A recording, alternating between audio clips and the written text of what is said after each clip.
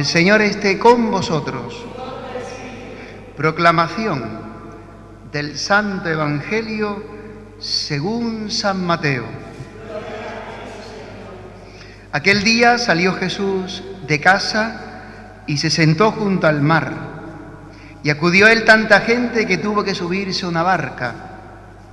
Se sentó y toda la gente se quedó de pie en la orilla. Les habló muchas cosas en parábolas. Salió el sembrador a sembrar. Al sembrar, una parte cayó al borde del camino. Vinieron los pájaros y se la comieron. Otra parte cayó en terreno pedregoso, donde apenas tenía tierra.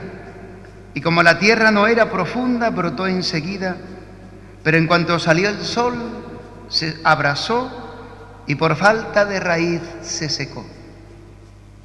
Otra cayó entre abrojos, que crecieron y la ahogaron.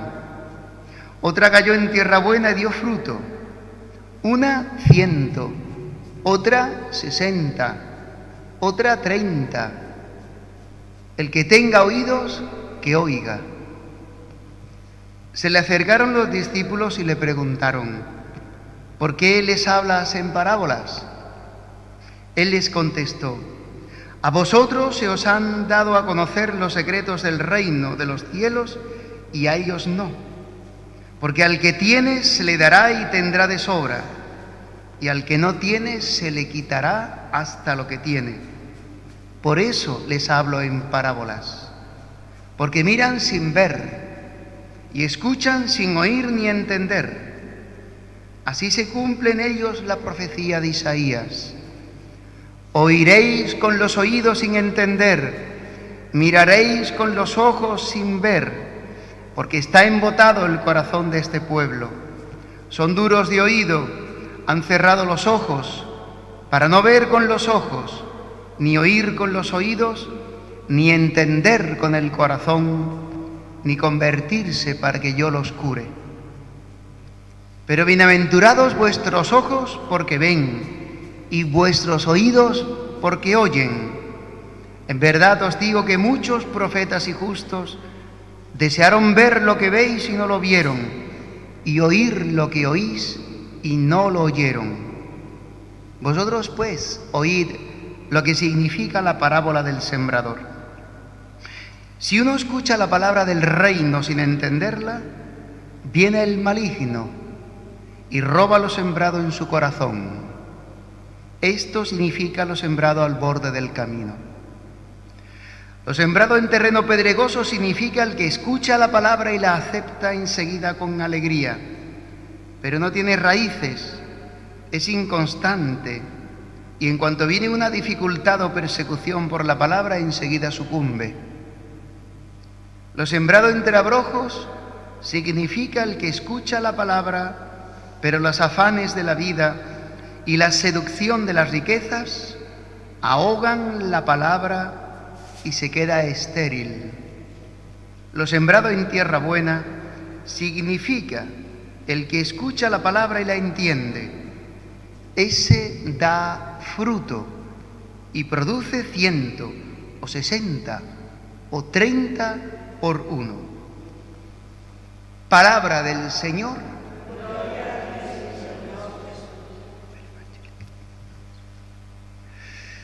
Sería muy interesante poder tener todo el día, toda la mañana y dedicarnos a desmenuzar la palabra, porque es tan rica y tiene tanta fuerza. Tiene esa fuerza que dice en la primera lectura del profeta Isaías, la fuerza de Dios que realiza lo que dice. Eso es una característica de la palabra de Dios. La otra parte importante del Evangelio y de la palabra de hoy es que el reino de Dios está siendo sembrado en el mundo, porque la palabra es predicada. Desde que Dios ha creado el universo por su palabra, en el Génesis dice el capítulo 1, y dijo Dios, y se realizó, hágase la luz, y la luz se hizo. Una característica de la palabra de Dios, perdonad un poco los términos técnicos, se llama performativa. Es decir, que lo que dice lo realiza, es eficaz, está realizando lo que está diciendo, es realizable, se hace realidad. Bueno, pues desde el principio del Génesis, pasando por los profetas, Dios que se ha revelado a Moisés y a los profetas, sobre todo por la palabra de Dios que es el Verbo, que es Jesucristo, que se ha hecho carne, el reino de Dios, el deseo de Dios es que se siembre en los corazones de los hombres, en el mundo. ¿Por qué? Pues lo decía San Pablo muy claramente en la epístola, en la segunda lectura. Dice, porque hay una realidad en lo creado, en toda la creación, que ha deformado la obra de Dios, la ha estropeado. Esa realidad es uno que ha abierto una puerta y ha estropeado la creación del universo y nuestra propia creación que ha hecho Dios en nosotros, nuestra propia vida. Nuestra forma de vivir está estropeada por el pecado. Y hay un combate todos los días entre el bien y el mal, entre hacer la voluntad de Dios y no hacerla, entre caminar por los caminos de los mandamientos de Dios que nos dan la vida, que nos llevan a la vida, que nos llenan de vida, de su amor, y coger otros caminos. Siempre es ese combate diario. La palabra de Dios también tiene otra característica, que es existencial. Toca la vida, habla de tu vida, te dice lo que te pasa y por qué te pasa. Es la palabra que ilumina y que tiene vida, por eso quiere meter Dios dentro de nosotros esta vida. Bueno, pues decía San Pablo que este combate lo tenemos todos y que la creación entera está expectante, con deseos, deseos vivos, de ver la realización de los hijos de Dios. Esta nueva creación, que es Dios liberando al hombre y el universo, a toda la creación, del desorden del pecado. Es una nueva creación. ¿Cómo se realiza esta nueva creación? Pues lo ha dicho el Señor en el Evangelio, con el anuncio del reino de Dios. Como nos puede resultar un poco difícil o enigmático qué es el reino de Dios, ¿no? Hacemos un examen ahora. ¿Qué es el reino de Dios? A ver, ¿qué es el reino de Dios?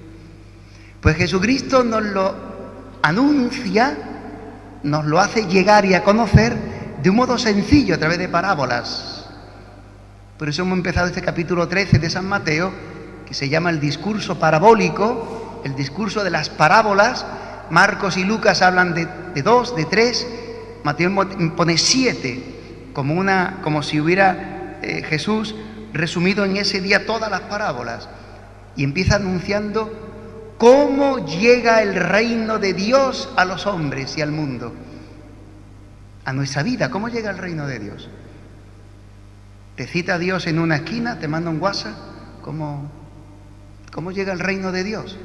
Porque el reino de Dios es la vida de Dios en nosotros, que nos libera del pecado y nos hace vivir la vida nueva del reino, de su amor, de su gloria, su forma de vivir.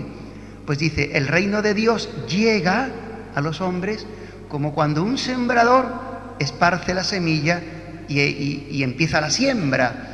Antiguamente, y no hasta hace mucho, también se esparcía las semillas por todos lados, para que cuanto más terreno cogiera semilla, más producción hubiera. Ahora se trabaja de otra manera, más específica, más profesional, si queréis, más científica. Pero antiguamente era coger la semilla y esparcirla. Daba ocasión a que esa semilla cayera en cualquier sitio. Pero lo importante es, esta es la primera cosa interesante de la palabra, es que dice que Dios esparce su semilla.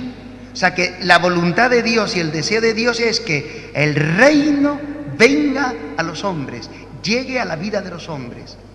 ¿Qué disposición, qué actitudes encuentra Dios en los corazones de los hombres cuando Él esparce su palabra? Porque decía el profeta Isaías que la palabra de Dios es como una lluvia que baja del cielo, que la manda Dios, que empapa toda la tierra, que da vida a la semilla. Dice, como bajan la lluvia y la nieve del cielo y no vuelven allá sino después de empapar la tierra, hacer fecunda y germinar, dice, así será mi palabra.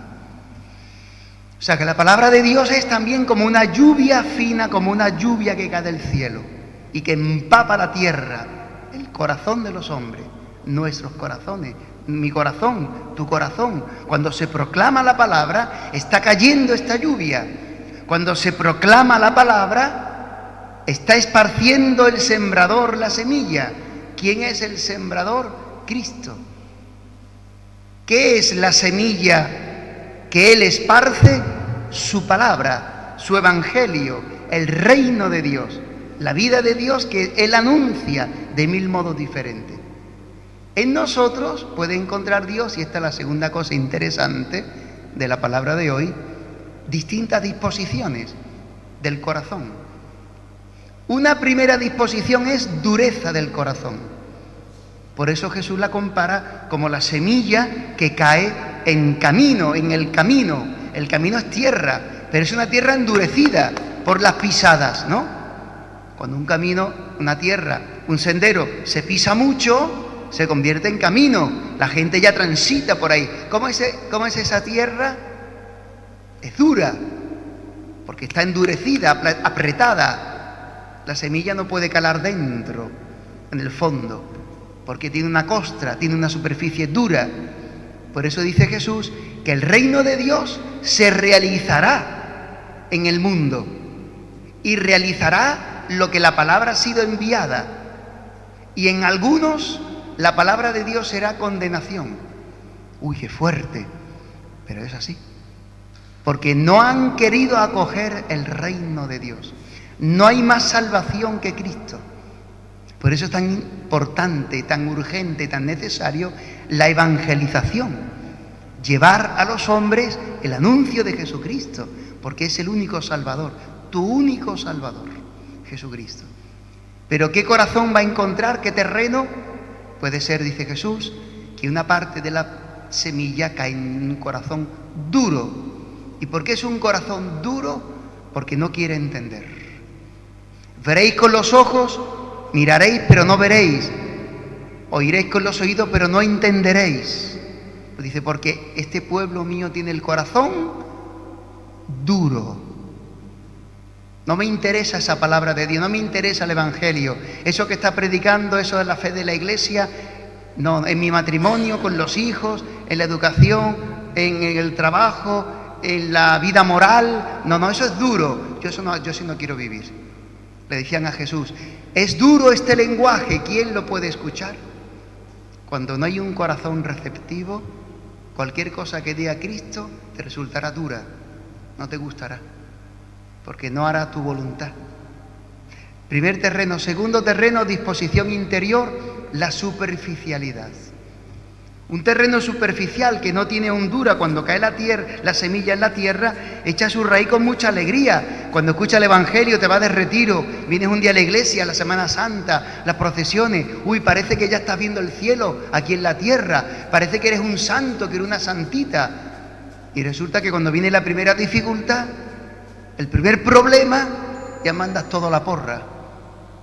Ya no te interesa el Evangelio, porque viene la cruz.